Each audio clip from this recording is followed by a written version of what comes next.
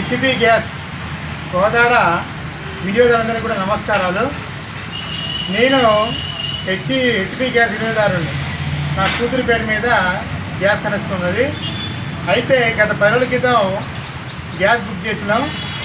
అయితే మా అమ్మాయి పేరు మీద ఉన్న ఫోన్ పోవడం వల్ల ఇప్పటిదాకా కూడా నాకు యువకుడు చూపించి ఇబ్బంది పెడుతున్నారు. సరే ఇవాళ విషయం మాట్లాడమని చెప్పేసి నేను గ్యాస్ ఆఫీస్కి వస్తే 10 గంటలకు వచ్చినాం. ఇప్పుడు దాదాపు 11 దాటింది. ఇక్కడ సమయం చూడండి, ఉదయం 8 o'clock నుంచి నైట్ 8 o'clock వరకు కూడా ఆఫీస్ పనిచేస్తామని చెప్పేసి ఇక్కడ బోర్డు మీద రాసిండ్రు. కనీసం ఈ గ్యాస్ డీలర్షిప్ ఉన్న వాళ్ళ phone number, office phone number కూడా మా ఏ బుక్ మీద కూడా లేదు. ఉన్న బుక్ ల్యాండ్లైన్, ఉన్న బుక్ మీద ల్యాండ్లైన్ నెంబర్ ఉన్నది. ఆ ల్యాండ్లైన్ ఏదో కూడా పనిచేసిన పాపాన్ని పోలేదు. అదే గ్యాస్ ఉన్నదా, గ్యాస్ బుక్ చేసుకుంటారా, గ్యాస్ ఇస్తారా, గ్యాస్ ఆలస్యం అవుతుందా, మాకు సంబంధించిన ఏ విషయాన్ని కలుపుకుందామని ప్రయత్నించినప్పటికీ కూడా ఎవరు కూడా అందుబాటులో లేరు. మేము ఆర్టీఓ గారికి, డిప్యూటీ సివిల్ సప్లై ఆఫీసర్ గారికి కూడా 10 o'clock ఫోన్ చేసినాం. 4 సార్లు ఫోన్ చేసి ఆయన గారు లిఫ్ట్ చేసిండు.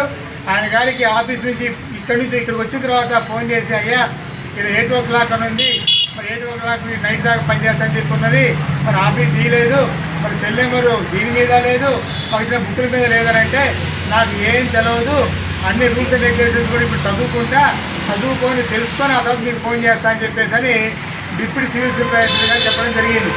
దాని మీద ఉన్నతాధికారి మరి ఆర్టీఓ గారికి ఫోన్ చేసినాం. ఆర్టీఓ గారు నాతో పాటుగా ఇక్కడ ఉన్న వినియోగదారులందరూ కూడా ఫోన్ చేసారు. డీటీ గారిని పంపిస్తున్నా అని చెప్పేసి అన్నారు. గంట దాటింది, ఇంతవరకు డీటీ గారు కదా, డీలర్ గారు కదా, ఎవరూ రాలేదు. ఇకపోతే మన ఎమ్మెల్యే పద్మ గారికి ఫోన్ చేద్దామని చెప్పి ప్రయత్నం చేస్తే ఆవిడ ఏనాడు లిఫ్ట్ చేసిన పాపాన పోలేదు. ఆవిడ పిఏ గారు శేఖర్ గారికి ఫోన్ చేస్తే ఆయన లిఫ్ట్ చేయలేదు. మరి ఏంటి, మరి మన భారతదేశంలో, మరి ప్రపంచంలోనే అతిపెద్ద ప్రజాస్వామిక దేశం, ప్రజలందరూ కూడా స్వేచ్ఛాదంతా పొందుతారు, అన్ని సౌకర్యాలు ఏర్పాటు చేస్తారని చెప్పేసి ఎమ్మెల్యేలు 5 ఏళ్ళకి ఒకసారి ఇళ్ళ తోటి తిరిగే దండాలు పెట్టి, దస్కాలు పెట్టి మీకు సేవ చేస్తామని చెప్పేసి అంటారు. ఇవాళనే హోమ్ మినిస్టర్ గారు స్టేట్మెంట్ చదివిన రేపు మళ్ళీ బిల్ పాస్ చేస్తారంట. ఉన్న ఎమ్మెల్యేలు సరిపోక మరి డబుల్ ఎమ్మెల్యేలు చేస్తారంట. మరి ఎమ్మెల్యే జీతాలు ఇచ్చాల్సింది మేము, సొగలు కల్పించాల్సింది మేము, 5 ఏళ్ళు అయిపోయినా పెన్షన్ ఇవ్వాల్సింది మేము, ఆయన గారు దచ్చినాక దినాలకి ఖర్చులు ఇవ్వాల్సింది మేము, ఆయన పోయినా కానీ పిల్లలకు పెన్షన్ ఇవ్వాల్సింది మేము. మరి ఉన్నోళ్ళు సేవలు ఈ విధంగా ఉన్నాయి. ఇంకా కొత్త వాళ్ళని పెంచి మరి వాళ్ళ జీతాలు, బచ్చాలు, వాళ్ళ సాగు ఖర్చులు, వాళ్ళ దిన ఖర్చులు, వాళ్ళ ధాన ఖర్చులు మొత్తం కూడా మానెత్తినేస్తే మరి మీ అసలు మీ తినాలా తినవద్దా? మరి దీనికన్నా పిల్లలకి పెద్దలా వద్దా? నా ఇంటికి ఒక ఆడ మనిషిని పంపించిండు, ఒక అయ్యా మంచి పెంచుకుంటా అని చెప్పేసరి మరి దాని బాగోగులు చూడొద్దా? మరి ఇవన్నీ కూడా మనం ఆలోచించాలా? మరి కేవలం మన ప్రజాస్వామ్యం చెప్తారు కదా, పొట్ట విపుతున్న గురువులు అని చెప్పేసరి ఆ స్థితిలో తయారైంది.